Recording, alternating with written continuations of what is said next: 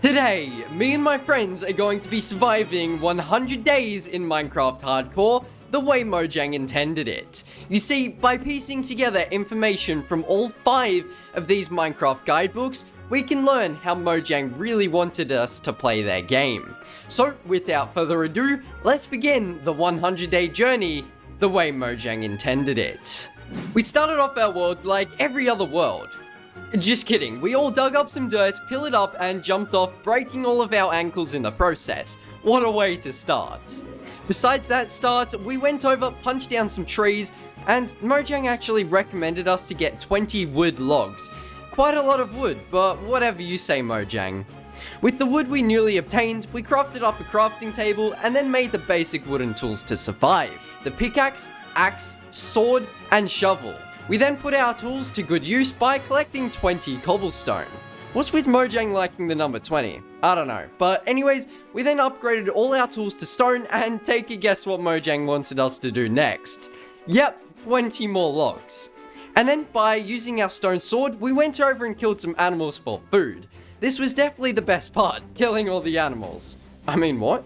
We killed a bunch of sheep and turned them into beds, and with our leftover cobblestone from earlier, we crafted up a furnace and started smelting all our food. Here's a little fact for you, just in case you didn't know. You can actually use your wooden tools to smelt things in the furnace. According to Mojang, we actually have to eat the food. Who would have guessed? Thanks for letting us know, Mojang. Anyways, going back down into the mines, we had to look for some coal. And only coal, because the rest can wait for later. Using the coal that we obtained, we crafted up some torches and used the rest for smelting more food. We then looked around for a hill to set up our first base. Mojang recommends to dig out a hill for a base instead of building your own house. And after a while of digging out, we were done. We moved our crafting table, beds, and furnace, and then crafted a wooden door, placed it on the outside, and then placed some torches inside. The next day, we filled our inventory with items that Mojang believes is useful. We crafted up a chest, some ladders, a boat, and Mojang, I don't think we can craft up a shulker box just yet. Then we crafted a trapdoor, a bowl, no clue what half of these things are going to be useful for, but it's whatever. We then went around collecting more materials, making Mojang proud by collecting more wood logs. I had run around for quite a while because the wood logs that we needed were spruce, so I had to find a spruce biome first. While running around, I found a witch hut, and was forced to fight off the witch. Man, those things are annoying. But anyways, I just chopped down the trees and then came back home. It's iron time. We went back down into the mines and collected a lot of iron. And while you watch us mine the iron, here's a little fun fact. Fossils can be found by mining in desert biomes and usually generate 15 to 24 blocks below the surface. And after mining for a little while, we had a good portion of iron. Heading back up to the base, we went over to the furnace, crafted a few more to get the smelting process going by faster, and then we just waited for all the iron to smelt. Once it smelted, we crafted up iron tools, an iron door, flint and steel, a bucket, and shears. Since this video is 100 days in the way Mojang intended, we decided to build the house the way Mojang told us to. So by looking through the building book, we found a house that we could build. Collecting all the materials, we started building up the house. A couple of things we changed so the house would be a bit bigger, but apart from that, the house started looking really nice. We then decorated the house inside and outside, using leaves to make it look better, and we did a few other things. And since we were now limited on food, we decided to make some farms. Did you know wheat seeds had a 1 in 10 chance of dropping? We placed down some walls for decoration, strategically placed the water, and then tilled out the land. We planted all the crops that we had, and then we went over looking for some cows and sheep. Once we found them, we decided to bring them over and make a little area for those as well. Before going to the nether, we were actually required to get full enchanted diamond armor, so off to the mines we went once again. We made a strip mine down to Y11, which according to the book, anything under Y16 works. After mining for a while, we decided to do something different. We tried the clay patch method, and after many failed attempts, we managed to find a few diamonds. After getting the first few diamonds, we decided to come back home and craft up a diamond pickaxe. With the pickaxe, we went over to the village, mined up a bunch of trees for wood, and then using that wood, we crafted up a bunch of sticks. We then turned a villager into a Fletcher and traded him for emeralds. And with those emeralds, we turned a villager into a librarian and gave them a fortune trade. The trade was fortune 2, so we would need 2 of them, but we eventually traded for 1 of them and decided to come back home and put it on the diamond pickaxe. While I was putting it on my diamond pickaxe, my friend also got another fortune 2 pickaxe, so I combined it with mine for fortune 3. And then we went back down mining for full diamond armor. We were down in the mines for quite a while, but eventually we got full diamond armor. So we came back up to the house, crafted full diamond armor for everyone, and then mined out an area for an enchant table. With that area, we crafted up an enchant table, placed it down, and started enchanting all our armor and tools, since that's what was needed for the nether. Personally, I have no clue why, but it is what it is. But before we could go to the nether, we also had to do one more thing. We went running around looking for a snowy area. We then got snowballs, since apparently it was a good way to kill blazes. I don't know if this was true, but we'll soon find out. We eventually came back home and placed the nether portal down.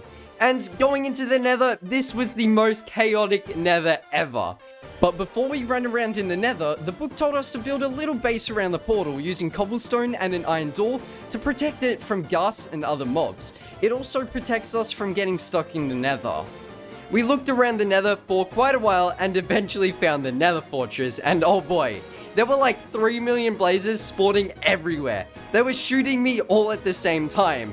And there were also so many wither skeletons. This was insane. I don't know why it was so chaotic, but I guess it's good for us because we could now get blaze rods really easily. We also used the snowballs to try kill the blazes, but turns out it was pretty useless. Eventually, we got all the blaze rods and came back home. Coming back home, we decided to make an underground minecart system to go to our old base. We wanted to be a little bit fancy when doing this, so we decided to dig out underneath a river and then get a bunch of glass so we could see the river from underneath. Eventually, after mining for a while and placing down all the glass, we managed to do it all. We placed down a bunch of rails, and finally, we now had an underground minecart system to go to and from our old base. And then, with our old base, we decided to turn it into a storage area.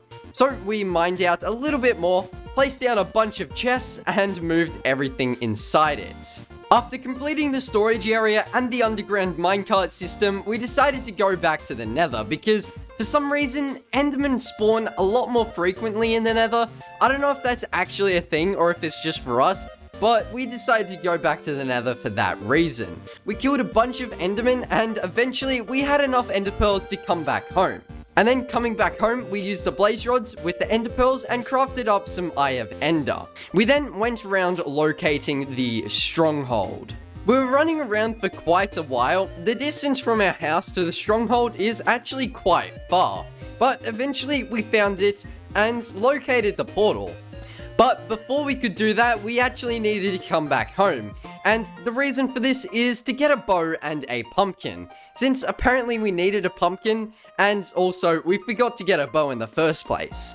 We ran around a little bit looking for a pumpkin, but eventually we found another village, and right next to the village was a crop of pumpkins, so we stole them and made our way back to the stronghold. And making our way back to the stronghold, we went into the portal, and then it was now time to kill the Ender Dragon. We started shooting it, and in some situations we actually got pretty low on health. We quickly shot out all the crystals using our bow. But eventually, we kept shooting it, and we finally took it out, killing the Ender Dragon in a heartbeat. We took the Ender Dragon egg and decided to go around looking for end cities. Most end cities we found didn't actually have a ship, so we continued running around for a long time. Eventually, we found one and took the Elytra from it. After getting Elytras for all the other guys, we decided to stay in the end for a little bit longer because we were going to kill a few shulkers. Because by killing all the shulkers, we would get shulker shells, which we can later turn into shulker boxes. And then coming back home, we decided to go back to the nether. While we were in the nether, we killed a bunch of wither skeletons for their skulls. This didn't take too long, but eventually after killing a bunch of wither skeletons, we had 3 skulls to kill the wither. And coming back home, we went underground, spawned the wither in, and killed him. This wither fight was actually pretty easy to do because it would get stuck on all the walls. Great job, wither. Thanks for giving us an easy fight.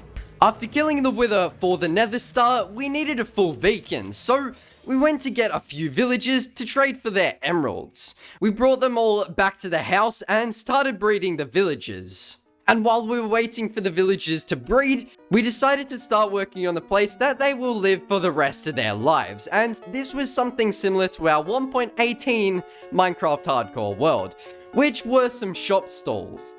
For the next few days, we just let the villagers breed and do their own thing so we can get a few more villagers. After we waited, we then moved the villagers into their brand new homes, which they will be staying for the rest of their lives. We then went around mining up a bunch of trees for wood and then turned them all into sticks. With those sticks, we traded with the villagers for their emeralds, and then with all those emeralds, we got a bunch of emerald blocks, and with those emerald blocks, we made a maxed out emerald beacon. We crafted up the beacon as well and also changed the color of the beacon because why the heck not? For the next few days, we made a sugarcane farm and killed most our cows. With the sugarcane, I turned it all into paper, and with the cows, we used the leather to make a bunch of books. And with all those books, we made a maxed out enchant table and enchanted our armor with the level 30 enchants. We went back down into the mines looking for some redstone. That's right, we're going to be trying some new redstone skills, and hopefully it's going to be easier for us because we had the redstone Minecraft guidebook. Anyways, we just went down into the mines, mining up a bunch of redstone because we really didn't know exactly how much redstone we would need. After collecting all the redstone, we came back up to the surface and mined out a little cave inside of the mountain. This is going to be where we do all our redstone experiments, so we would need a decent sized cave. It is now time to learn some redstone mechanics, and who knows, maybe you guys can learn a thing or two about Minecraft redstoning. With our newly mined out cave, we started trying all the redstone mechanics of the game. We first built up an automatic wheat farm, which by flicking a lever, it would automatically farm the farm for us. Pretty fancy and cool if I say so myself. Anyways, we then moved on to making an automatic redstone door that opens and closes to get in and out of the cave. After making that door, we then moved on to making a lighting system inside the mountain. And by flicking a lever, it would light the cave up within seconds. Once again, pretty fancy. And then finally, we decided to build something that could actually be fairly useful. And this was an Elytra Launcher. By combining redstone, TNT, and a bunch of other redstone materials, we were able to build a machine that launches us up into the air for our elytras. And there we go, that was 100 days in Minecraft Hardcore Trios Edition, the way Mojang intended it. If you guys did go in to enjoy today's video, then consider dropping a like and subscribing. Also, if you haven't already, then please consider joining my Discord, link in the description and the pinned comment. But without further ado, I'll see you all in the next one. Peace.